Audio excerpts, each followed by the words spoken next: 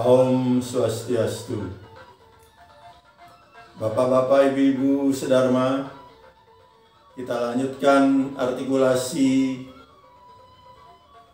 tentang hidup setelah mati menurut Weda. Kita lanjutkan tentang kremasi.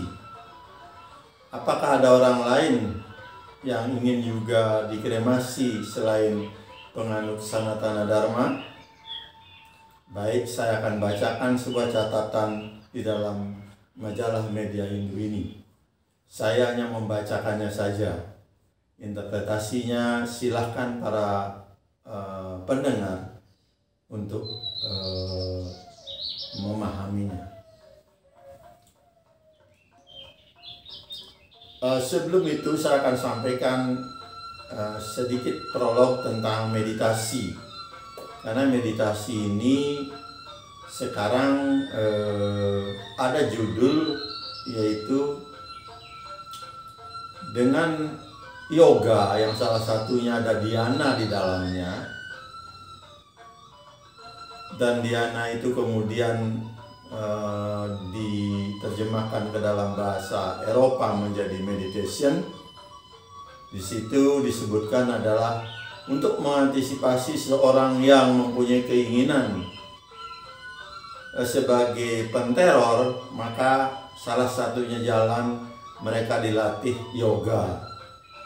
Itu sangat terkenal sekarang. Nah, khusus untuk meditasi,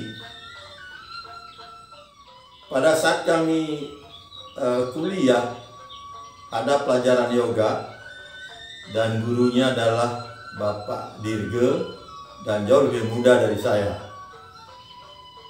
Jadi ada suatu inisiasi sebelum kita belajar tentang yoga. Inisiasinya adalah menghidupkan cakra. Jadi cakra tidak bisa kita hidupkan sendiri tanpa ada restu dari guru yoga. Maka segala perlengkapan yang diperlukan, seluruh siswa hadir, kemudian dilakukan menghidupkan cakra dari Muladhara sampai Sahasrara. Kemudian dhyana atau meditasi, saya mendapatkan penjelasan yang sangat sederhana dan mudah diikuti oleh semua orang. Namun kesulitannya adalah itu dimulai pada jam 3:30 pagi sampai jam 8. Itu dikatakan Brahma Muhurta. Mungkin juga ada menyebut Wisnu Muhurta, ada juga menyebut Siwa Muhurta. Tapi pada prinsipnya adalah waktu-waktu yang paling tenang, yang paling sepi. Dan waktu yang dibutuhkan tidak banyak dan juga tidak boleh lebih, yaitu 28 menit 4 detik, yaitu oleh almarhum Profesor Dr. Dwi Jendra.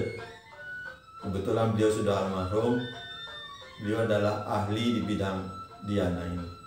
Beliau mengatakan, dan ada perhitungannya memang kenapa 28 menit. Kalau lebih dari 30 menit, mereka dikatakan orang yang cenderung ngantuk. Jadi meditasinya batal. Kalau batal, mengulangi lagi dari awal. Karena persyaratan meditasi itu harus ada yang disebut dengan konsentrasi. Konsentrasi memerlukan tahapan 6 tahap yang sangat berat. Jadi mustahil orang bisa melakukan meditasi tanpa dia sudah memenuhi konsentrasi penuh. Jadi memang ada tahapannya dan sangat lama. Itu saja informasi yang paling baik. Jika bapak-bapak, ibu-ibu ada yang senang meditasi dan dilatih oleh seorang guru dan dibayar, mungkin sebulan 3,5 juta, padahal 4 kali saja datang dan waktunya juga tidak tepat, ya tapi tidak salah daripada tidak, ya. Baik, sebuah catatan tentang kremasi saya akan bacakan. Seorang penyair Syria bernama Abdul Allah Ahmad bin Abdul Allah bin Sulaiman al-Ma'ari hidup tahun 973 sampai 1058. Memuji kremasi yang dilakukan oleh orang Hindu. Dalam sanjaknya menulis sebagai berikut. Jihad, perang suci yang dilakukan oleh para pahlawan muslim, karya-karya suci yang diupayakan oleh para pertapa Kristen, dan keyakinan Yahudi dan Sabian Zoroaster, keberanian mereka tidak menyamai tindakan orang India yang semangat dan kekagumannya terinspirasi oleh agama membakar tubuhnya dalam api menyala. Namun kematian manusia adalah satu tidur panjang, dan seluruh hidupnya satu keadaan sadar atas kematian kita. Doa-doa didaraskan, selamat jalan tanpa harapan diucapkan, dan di sana kita berbaring, tidak pernah bergerak lagi. Akankah aku takut istirahat di ibu bumi? Tapak tilas perjalanan jiwa.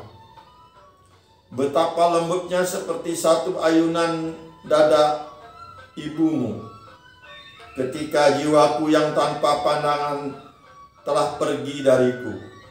Dengan hujan tak disegarkan, biarkan tulang-tulangku membusuk. Dan seperti orang India yang mati, aku tidak takut pergi kepadamu dalam nyala api, malaikat api yang paling keras, dengan gigi dan lidah yang lebih halus, yang engkau miliki dibandingkan dengan Mungkar dan Nakir yang mengerikan. Syair ini kemudian oleh penulis dijelaskan sebagai berikut. Mungkar dan Nakir adalah malaikat dalam Islam yang mengintegrasi orang mati yang baru dimasukkan ke dalam kubur dengan pertanyaan-pertanyaan keras seperti apa agamanya, siapa nabinya, siapa Tuhannya. Bila si mati salah atau tidak bisa menjawab, maka ia akan disiksa. Kuburnya dipersempit sehingga si mati akan sesak. Bila si mati menjawab dengan benar, agamanya Islam, nabinya Muhammad, dan Tuhannya adalah Allah, maka kuburnya diperlonggar. Tentu timbul pertanyaan, apakah mayat merasakan sesak atau longgar? Bukankah mayat sudah sama dengan tanah, tidak memiliki rasa? Atau apakah jiwa yang bersifat rohani bisa dihimpit oleh benda seperti tanah? Tapi yang jelas penyair ini lebih suka dibakar dalam api kremasi daripada diinterogasi oleh dua malaikat penjaga kubur ini. Ibnu Waraq, Living Islam, Apostate Speak Out, itu sumbernya. Menurut Hindu, dunia di balik kematian memperlakukan jiwa dengan ramah, menerimanya seperti tamu terhormat, menyambut dan mengantarnya melintasi jalan-jalan baru yang belum dikenal, menuju tujuan akhir bagi masing-masing jiwa, seperti akan dijelaskan pada bagian berikutnya.